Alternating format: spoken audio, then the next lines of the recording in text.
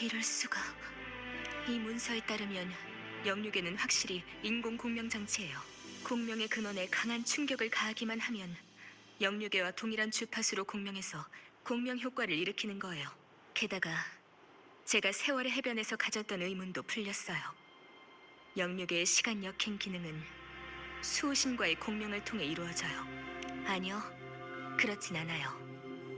영육의 사용 조건은 말할 것도 없고 수호신이나 승소산의 시간 흐름과 거리가 멀어지면 영육애가 제대로 작동할 수 없어요. 또한 인공 공명 장치로서 영육애가 담을 수 있는 공명의 힘도 상당히 제한적이고요. 기록에 따르면 직정 사람들은 영육애가 더 강한 위력을 발휘하기 위한 2차 공명이라는 가설을 제시했어요. 주파수의 충돌이 2차 공명을 유발할 수 있다는 이론이죠. 여기서 주파수의 충돌이란 서로 공명하는 두 힘의 대결이자 충돌을 뜻하고요. 2차 공명을 위해서, 그리고 영인이 더 강력한 공명 능력, 즉 역행을 역전하고 복원할 수 있는 시간 체어 능력을 갖기 위해서 수많은 실험에서 대량의 영육애가 수호신의 주파수와 충돌을 일으켰지만 수호신의 막강한 에너지를 감당하지 못해 전부 파괴되어 가루가 되었어요. 단 한 가지 예외가 있어요.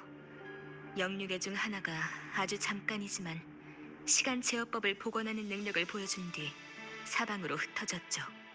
적어도 2차 공명이 공명 대상을 더 강력하게 만들어줄 수 있다는 건 입증된 거예요.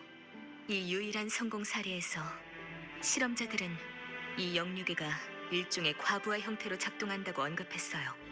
이 작동 방식은 공명자의 오버클럭 현상과 아주 비슷하고요. 능력의 한계를 뛰어넘어 능력을 사용하는 것, 즉 공명의 힘이 과부하되는 거예요.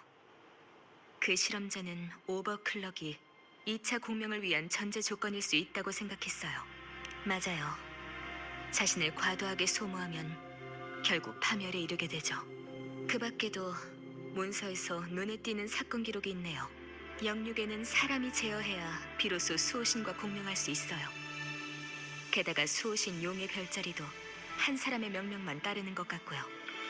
그 예외적인 상황에서 영육의 과부하가 붕괴에 가까워지는 순간 수호신 옆에 그 기인이 용의 별자리에 명령을 내린 것 같아요. 그에 따라 수호신은 어떤 에너지를 성공적으로 영육에 전달한 듯하고요. 혹시 뭔가 떠오르는 거라도 있나요?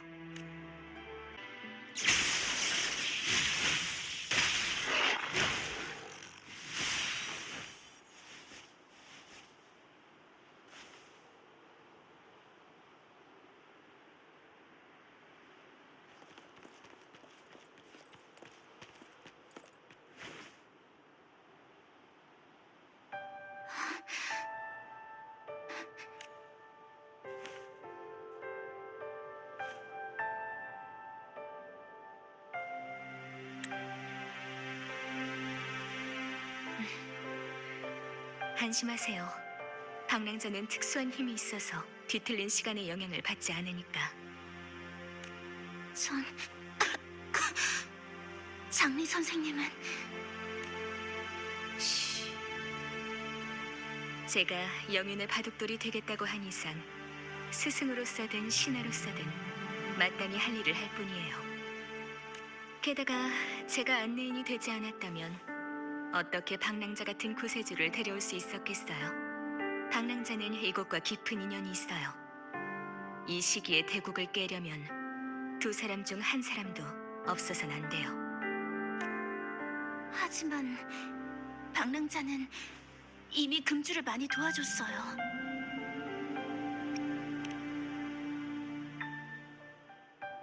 저를 따라 승소산에 오기 전 방랑자가 이상한 꿈을 꿨고 그 꿈에서 잃어버렸던 기억의 조각을 보았다고 말해줬어요.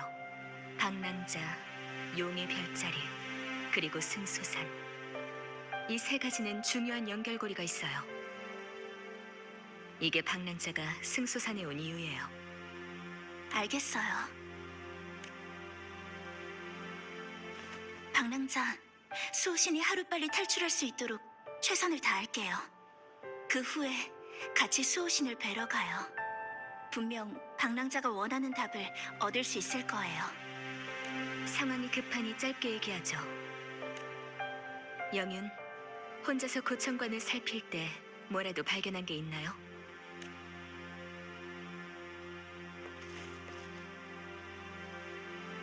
직정의 문서를 발견했어요. 수호신이 처음 승소산에 왔을 때 이미 부상을 입었고 그 상처가 점점 더 심해지고 있다는 내용이었죠. 세월이 흘러 수호신의 제어를 받던 승소산의 시간의 흐름이 점차 통제력을 잃어갔고 어쩌면 금주에까지 영향을 미칠지 모른다.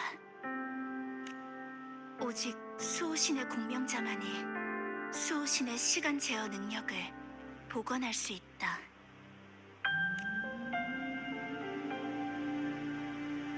방법은 대결로 공명의 힘의 충돌을 유도하고 2차 공명에 도달하는 것. 수호신의 공명자는 한계를 뛰어넘어 뒤틀린 시간을 바로잡고 시간의 대가를 없앨 수 있다.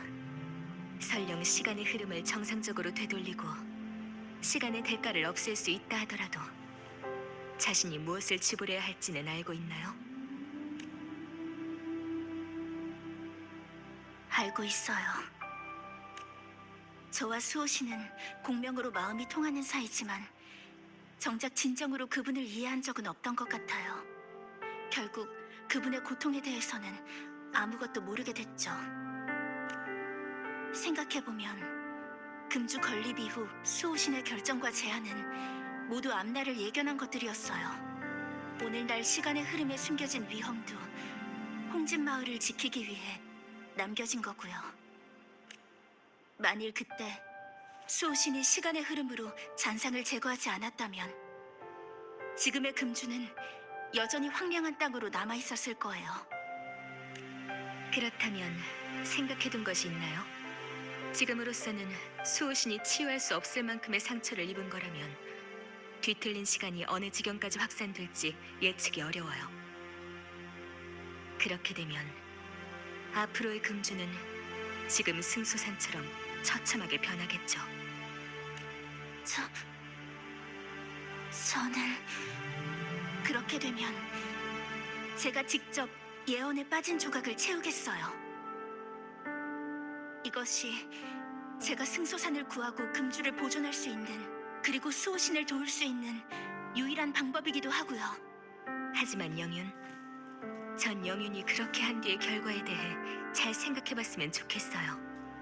수호신과의 대결로 2차 공명을 형성하려면 오버클럭의 위험에 직면할 수밖에 없어요. 그렇게 되면 영혼이 완전히 사라지고 육체가 가루가 될지도 몰라요. 그러면 과부하로 찢겨진 영유계와 다를 바가 없어요. 정말로 그 상황에 이른다면 영윤은 그걸 알면서도 전투에 임하고 싶나요? 제 눈에는 이미 버티는 것만으로도 힘겨워 보이네요. 영윤의 그 결정은 죽음을 자초하는 것이나 다름없어요. 하지만 장리 선생은요? 제가 하고자 하는 일은 장리 선생께서 가르쳐 주신 거예요. 선생도 당신이 추구하는 일을 위해 목숨을 아끼지 않았잖아요. 제가 언제 그런 것들을 가르쳤죠? 삶과 죽음은 하나이지만 살아야만 더 많은 것들을 할 수 있어요. 살아서 수호신의 힘을 이어받아야만 영윤이 진짜로 원하는 구원을 할 수 있고 그 구원이 계속될 수 있다고요. 장리 선생, 저는 영윤, 전 막을 생각은 없습니다. 영윤의 마음은 이미 정해졌으니까요. 제가 그걸 모를 수가 없죠. 그래서 제가 방랑자를 데려온 거고요. 짐작하셨겠지만 방랑자는 수호신과 함께 싸운 기록 속 금주의 영웅이자 승소산을 방문했던 그 기인이에요. 우리가 찾은 모든 증거가 이 사실을 가리키고 있어요. 영윤 말고도 승소산의 상황을 좌지우지할 수 있는 사람이 있다면 그 사람은 방랑자뿐일 겁니다.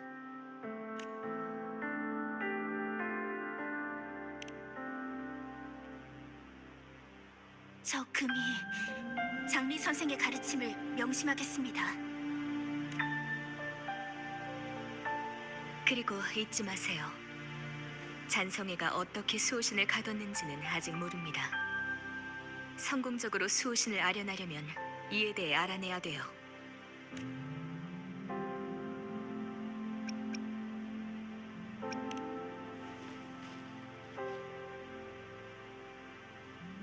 네, 가능성이 없지는 않아요. 신이 대인이 이 일로 바쁘게 움직이고 있으니까 곧 답을 얻을 수 있겠죠. 우리가 찾는 심액은 입구 석실에 있는 그 돌문 뒤에 있을 거예요. 아직 한 곳의 빛의 운석이 풀리지 않았으니까 가서 확인해보죠.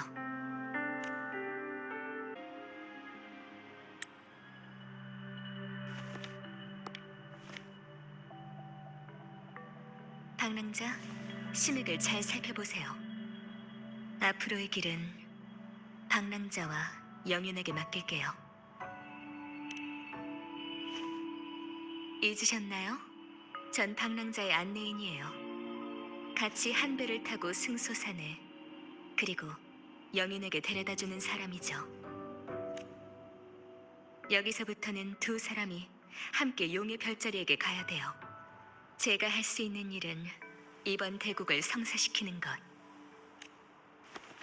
간섭이 아닌 그저 안내자일 뿐. 결말이 어디로 갈지는 방랑자의 결정에 달렸어요. 게다가 잔성애가 계속 달라붙어서 거추장스럽기도 하고요. 두 사람이 수호신을 만나러 가는 길은 깨끗해야 하니까요.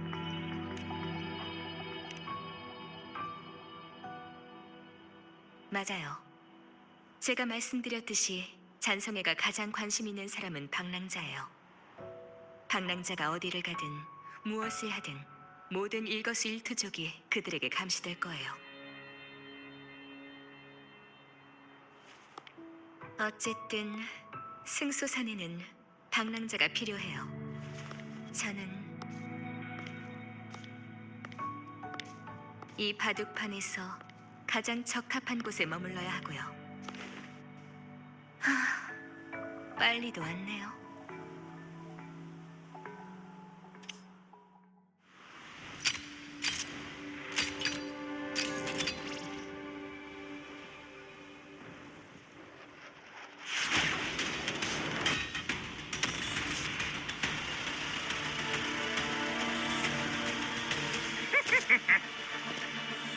이런 식으로 인사를 하는 건 예의가 아니죠. 아니면 황룡의 예법을 가르쳐 드려야 하나요?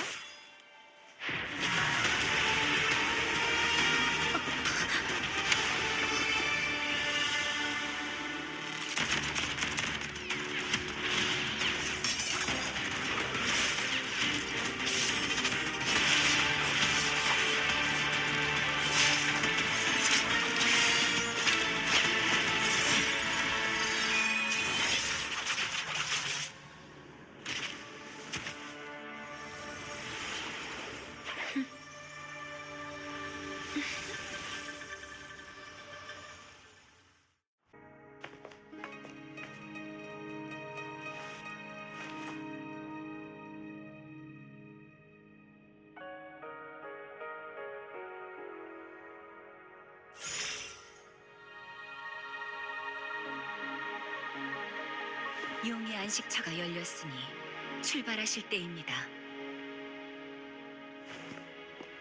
다만 그 전에 미리 알려드려야 할 중요한 일이 있어요.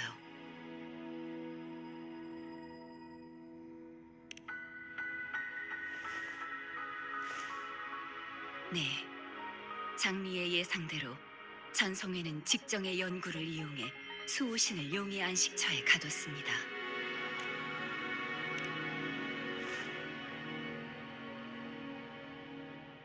영유계를 통해서요. 저희가 잡은 사이보그 포로의 말에 따르면 잔성회는 먼저 일부 인원만 승소산에 침입시켰다고 해요. 이는 일석이조의 결과를 가져왔죠.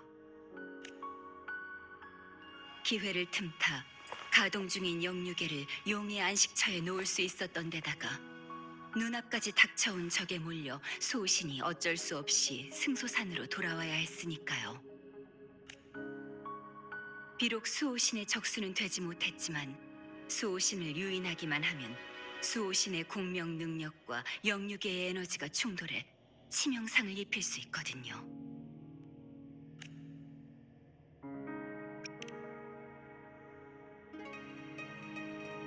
잔성회가 특수 개조를 거쳐 만든 영유계라면 가능하죠. 대량의 에너지를 초과한 영유계의 위력을 이용해서 일격에 끝내려 했을 거예요. 물론 수호신을 견제하기에는 역부족이었지만요. 수호신에게 상처를 입힌 후 영유계와 함께 특별히 제작되어 배치된 빛의 무늬가 용의 안식처 내에 특수한 에너지 필드를 형성했어요. 이 에너지 필드로 인해 수호신은 용의 안식처를 통해 에너지를 보충할 수 없었고 결국 수호신의 행동과 감흥에 제한을 일으켰죠. 그 말은 저희가 먼저 수호신을 필드에서 벗어나게 해야 한다는 건가요? 간단해 보이는 일이지만 사실은 그렇지 않아요. 홍진마을 사람들과 수호신은 늘 함께 지냈어요. 수호신의 상태가 좋은지 나쁜지 정확하지는 않더라도 어느 정도 갈피는 잡을 수 있었죠. 잔성회가 수호신을 노린 이상 승소산만 노리진 않을 거예요. 영윤대인이 이번에 승소산에 온 것도 단지 눈앞의 일을 해결하기 위해서만은 아니겠죠. 저와 홍진마을 사람들은 영윤의 솔직한 의도와 계획을 듣고 싶군요.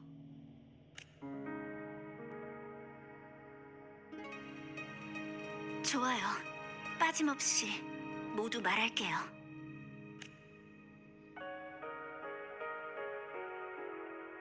수호신께서 다치셨고 사태는 이미 여기까지 커졌죠. 치명상이 낫지 않은 상태에서 또 상처를 입었으니 잔성회의 계략은 저희에게 치명타를 날린 거나 다름없어요. 영윤대인, 여기까지 생각하고 있었군요. 수호신의 마음은 헤아리기 어렵긴 하지만 과거 수호신이 왜 어린 영윤대인을 승소산에서 데려와 저희에게 키우도록 했는지 변적 내에서 여러 추측이 무성했습니다. 지금 생각해보니 그분이 영윤대인을 후계자로 선택한 이유는 언젠가 시간 제어법을 바로잡고 금주의 문명이 오래 이어지길 바라셨기 때문이었군요. 하지만 당신이 그 예언을 기꺼이 따르리라고는 미처 생각하지 못했습니다. 저와 수호신이 처음 만난 곳은 아마 승소산이었을 거예요. 저는 그때 너무 어렸으니까 기억나는 건 아무것도 없어요. 심지어 승소산의 모습조차 잊어버렸고요. 하지만 이번에 승소산에 오니까 주변이 모두 익숙하다고 느껴졌어요. 기억 한 켠에 묻혀있던 추억이 한꺼번에 떠올랐죠. 신이대인, 제가 태어났을 때부터 저는 수호신의 생명과 연결되어 있었어요. 제 선택은 수호신의 공명자라는 신분에서 나온 게 아니에요. 그건 저 금이의 소원, 승소산의 눈꽃이 뺨에 내려오면 기뻐서 입을 다물지 못하던 어린아이의 마음에서 나온 거예요. 승소산에서 탄생한 작은 씨앗이 바다를 건너 바람과 함께 금주 곳곳을 누비다 이제야 다시 원점으로 돌아온 거예요. 이제 이 씨앗이 뿌리를 내리고 싹을 틔울 때가 된 것뿐이죠.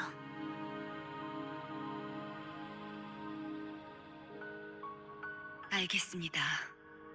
마지막 결과가 어떻든 대인이 어떤 선택을 하든 홍진마을과 홍진마을의 모든 사람들은 항상 대인과 함께 있다는 것만 알아주셨으면 좋겠어요.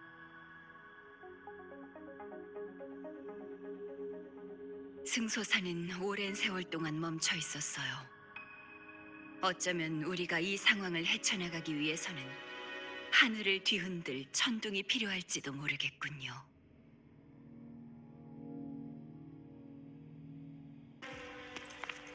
수호신이 여기 계신 것이 느껴져요.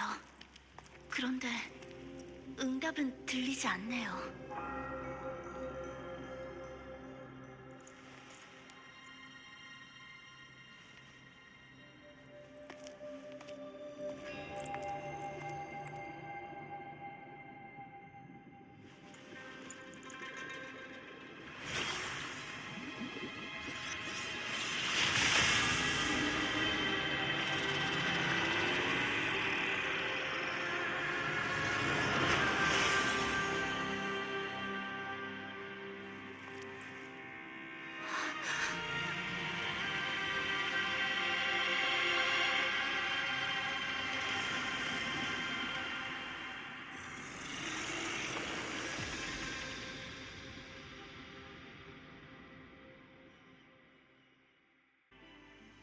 지난해 잔상이 사방에서 일어났고 황룡과 금주의 정세는 바람 앞의 촛불처럼 위험천만하다. 한 시골 여인이 잔상의 난을 피하기 위해 갓난아기를 품에 안고 황무지에 숨었다. 그 뒤를 쫓던 잔상이 벽을 넘어 들어오자 여인은 죽음을 무릅쓰고 아이를 지키려 했고 죽어서라도 아기의 생명을 지키려 했다. 혼자 남은 아기는 살아남기 어려웠고 모친을 잃고 울음을 터뜨리다 얼마 지나지 않아 생기를 잃고 숨을 거뒀다. 이 아기가 아직 살 운명이었는지 그 울음소리는 백리까지 울려 퍼지며 수호신에게 전달되었고 수호신은 그 울음소리를 따라가면서 신의 힘으로 적을 물리쳤으나 이미 때는 늦고 말았다. 저녁, 승소산의 용의 울음이 하늘에 울려 퍼지더니 산 꼭대기에 검은 구름이 솟아오르고 천둥과 번개가 칠 무렵 수호신이 죽은 아이를 데리고 돌아왔다. 잠시 후 구름과 안개가 걷히고 유성이 별의 무리를 뚫고 지나갔다. 수호신은 승소산의 역행의 힘을 빌려 7일 밤낮을 몰두했고 그렇게 죽은 아기는 살아났다. 유언. 죽었다가 살아난 그 아기는 수호신의 공명자, 장차 금주의 영윤이 될.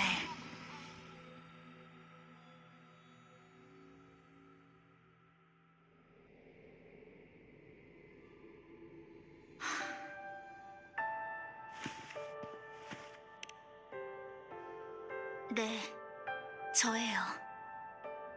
기억이 있었던 이래로 저는 줄곧 금주에서 살았지만 이런 일들은 저도 전에 들은 적이 있어요. 저에게 있어서 수호신은 더 큰 의미가 있어요.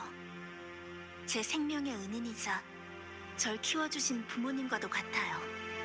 이 길을 걸으면서 많은 생각을 했어요. 만약 예언이 정말 수호신의 입에서 나왔다면 왜 그분은 자신과 일전을 치를 운명인 그 아이를 구한 건지.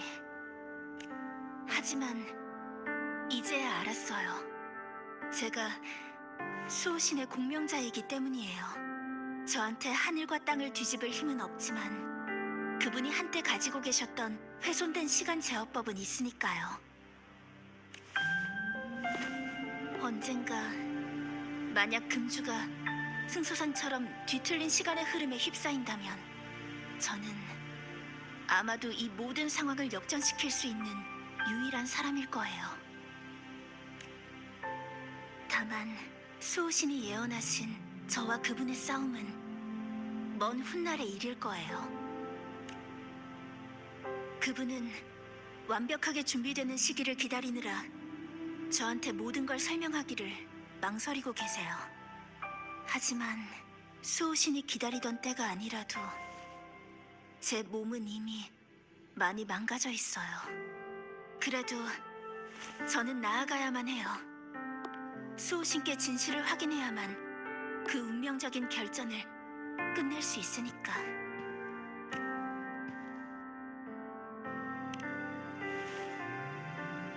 제 사명을 포기하라는 건가요? 저는 한 번도 그런 생각을 해본 적이 없어요. 솔직히 말해서 아예 그러지 않은 건 아니지만요. 제가 여기까지 온 건 저 혼자만의 결단이 아니에요. 장리 선생, 신이대인, 방랑자, 그리고 금주의 모든 사람들이 저한테 준 용기 때문이죠. 제가 다시 삶을 얻은 것도 생명에 대한 연민이든 아니든 저는 아직도 그것이 따뜻하고 강인한 결정이었다고 생각해요. 금주는 제 고향이에요. 저의 소중한 것들이 모두 담겨 있어요. 영윤이라는 신분을 떠난다 해도 전 금주를 포기할 수 없어요.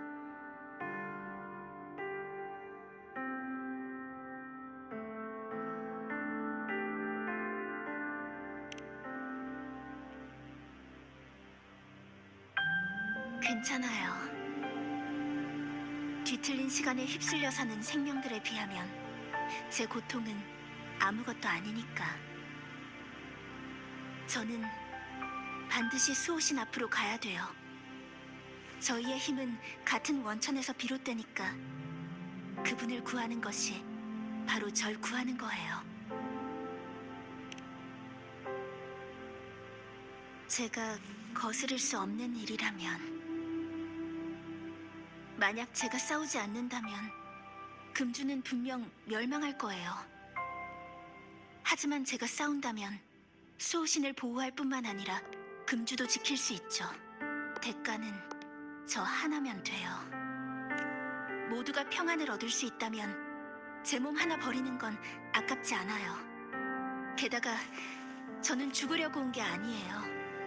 단 하나의 가능성, 그걸 위해 싸우러 가는 거니까요. 반드시 죽어야 하는 건 아니잖아요. 그렇지 않나요?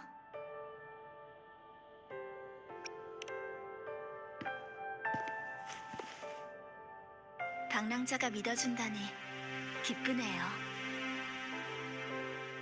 돌이켜보면 방랑자가 금주에 온 이후로 제 곁에는 많은 행운들이 있었어요.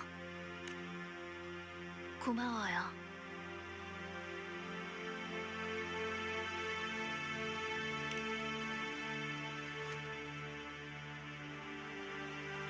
장리 선생이 저희 둘은 승소산에 없어서는 안 되는 존재라고 하셨죠.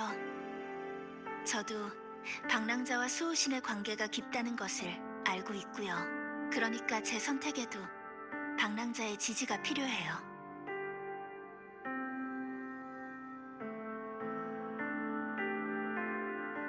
걱정 마세요. 이미 준비는 됐으니까요. 운명에 굴복하는 것이 아니라 운명의 흐름에 스스로 뛰어드는 거예요. 이 길을 방랑자와 함께 할 수 있어서 정말로 기쁩니다.